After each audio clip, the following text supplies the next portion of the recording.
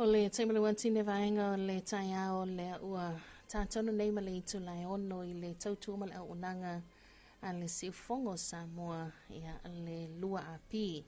Ina ua tātou lia mai le nei a sofo, ia le a sotofi le nei a sofa o le masina o te sema e le tātou savalinga e le nei tu sanga lua fe lua sulma lima. Ia te au le awa mal whaalualo ia tau tala fo i male mi ngao e whailo le toi te tala lo i o tātou whaasalonga li nei tai au. Ia ala le tautua male au unanga tātou wala leo masani a mo, wha mo, tātou sina radio ab. Ia whaatalo whatuai le swafa mana malo Yesu Keriso lo tātou li e male tātou whaola e le mamalu mawalunga o se tātou tunu pelo Samoa mai lava e maunga tetele sa ia pā ia maunga iti.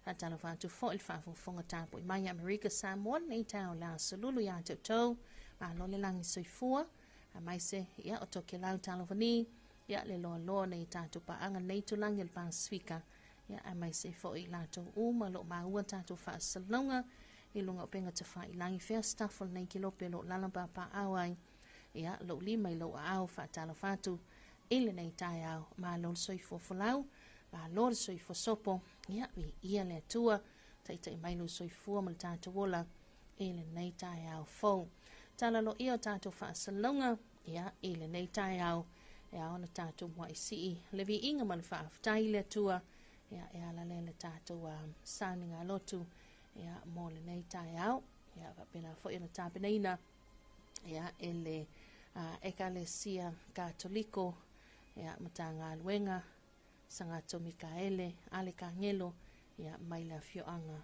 o le au au smailo whaafonga, e le tātou sāninga lotu le nei tai au.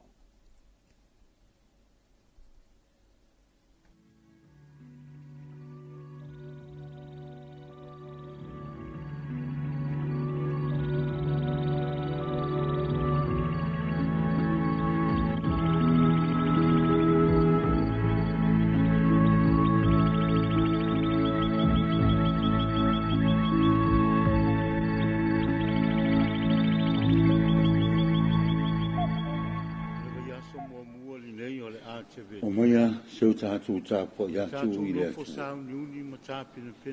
Seis whātasi fua i man maro Keriso le swafu tama le alo mleanga pa ia. O lana no fua inga e tupo la ola mai ai le ami o tonu. E manuia te le ai e whaalo wau. Amen. Fiu maya oea ngana pa ia. Fiu maya i o mātou tangata.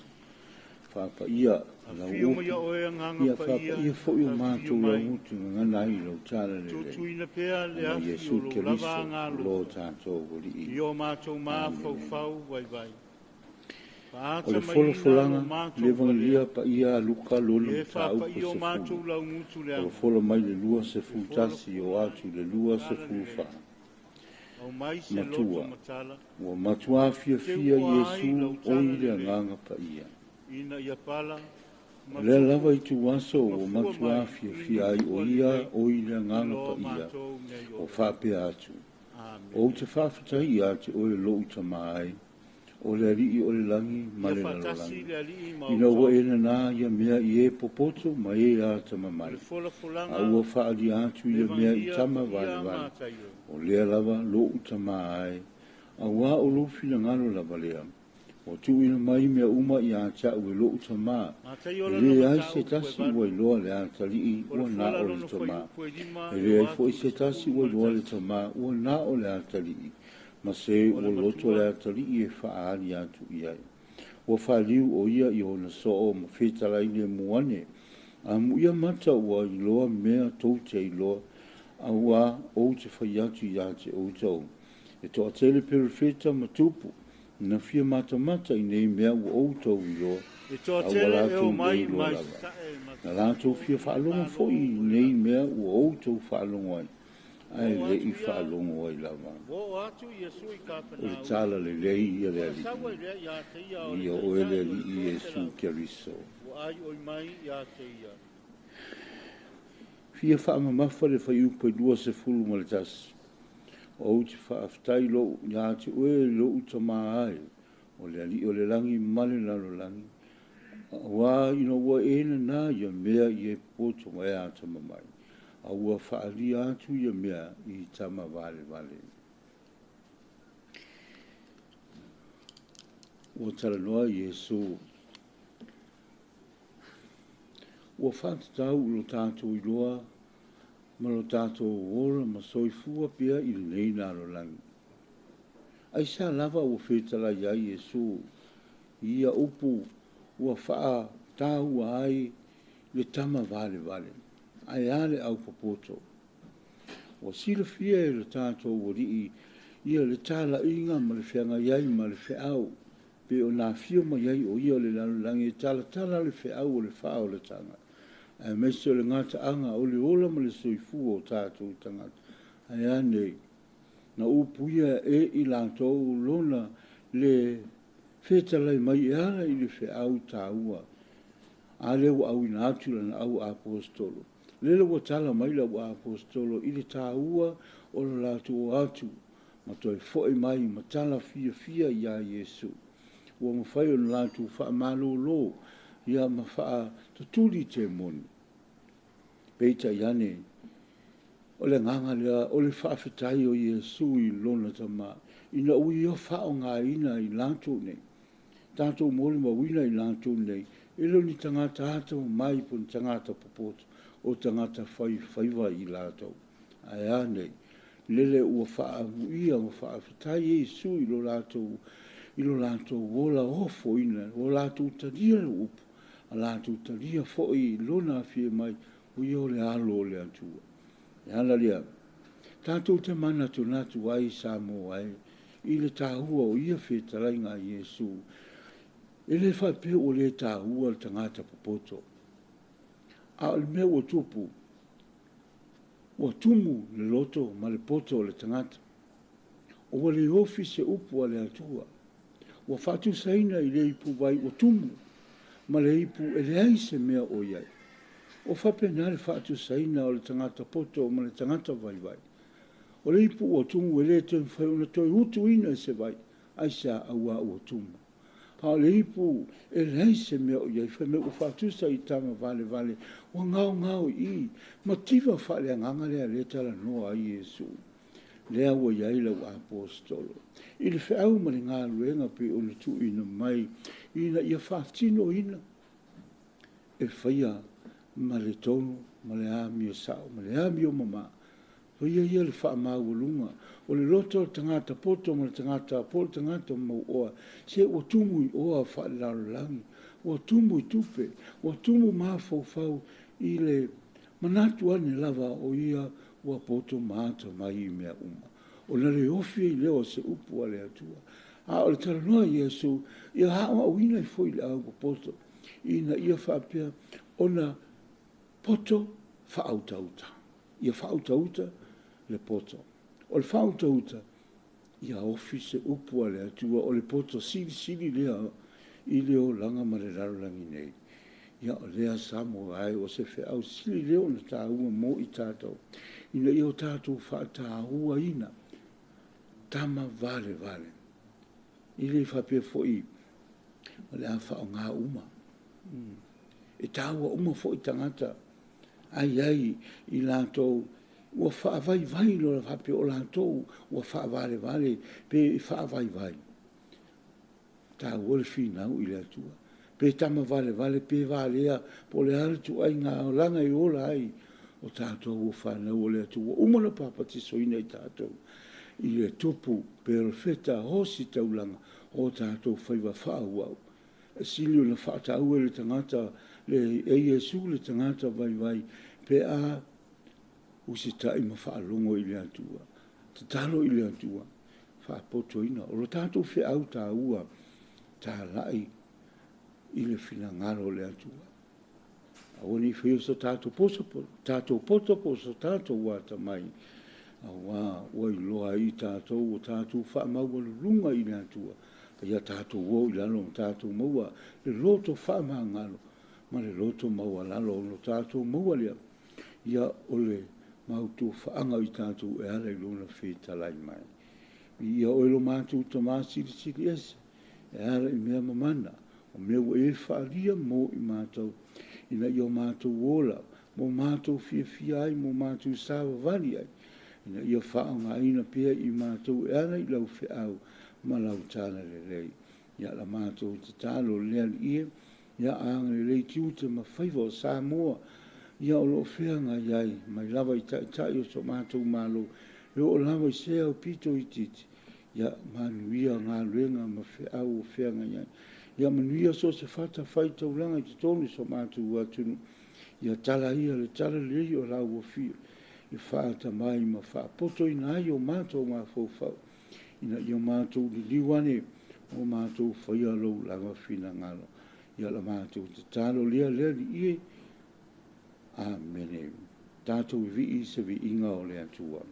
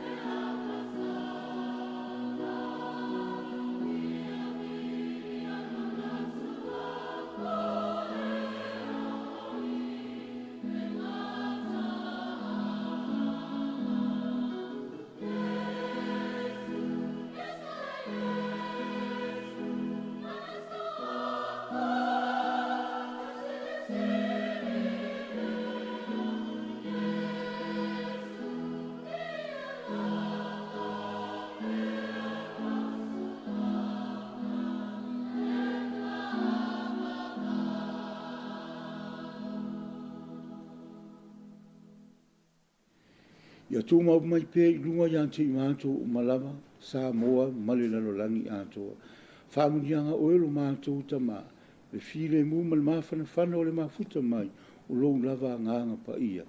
Nei o I le whaavavau lava, I le sua folta mā, le alo, male ngānga pa ia. Amen.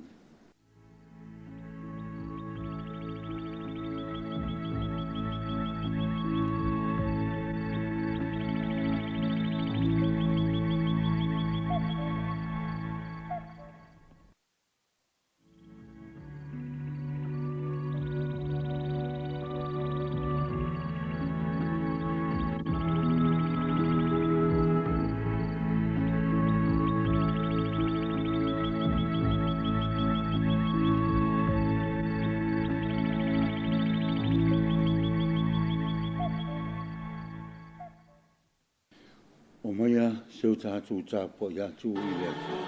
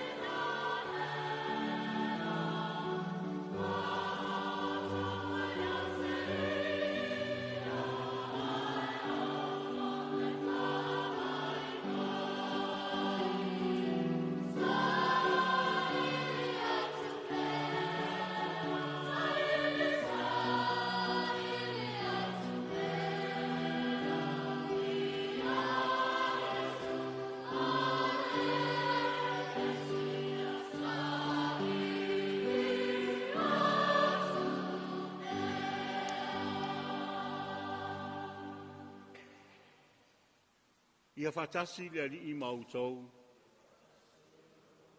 Ia ilunga o Samoa atoa ma le lalo langi. Le file mu mal mafan fan o le alofa o lo tātou wadi. Al fatali talinga o le alfia mai o le misia, o le pepe o le Kirisimas. Le whaola tanga lea o mātou tangata e whaola ina ai so mātou watunu. Ai mei so mātou a inga mai kāre sia. Ono Yesu Keriso, lo tātou wadi I le sua foltama le alo, mare nganga pa ia. Amen.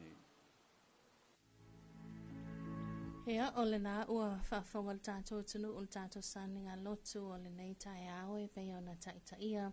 Ia, ma saunia. E le fionga te a kono, le fionga ia e wharai ma awala, mai le ekalesia katoliko, sangato matanga luenga, sangato Mikaele, ale ka ngelo I le a fionga o le awaa. Ia, ma ua tala noa le fionga pa ia le tua, tawal mai lana uauna, I lou whaatua tua, ma lou whaatua tua, ia, o le whiau moli le nā, sa vali Keriso, ia, e tau soa I lou fina ngalo mo tātou manatu, ia, I le amatanga o ngā luenga matiu te whai o nei aso, ia, whaate le lou whaatua tua, ia, ma ia tu mau lo tātou whaatua tua, I le atua, ia, tātou te mawhai ai so se mea.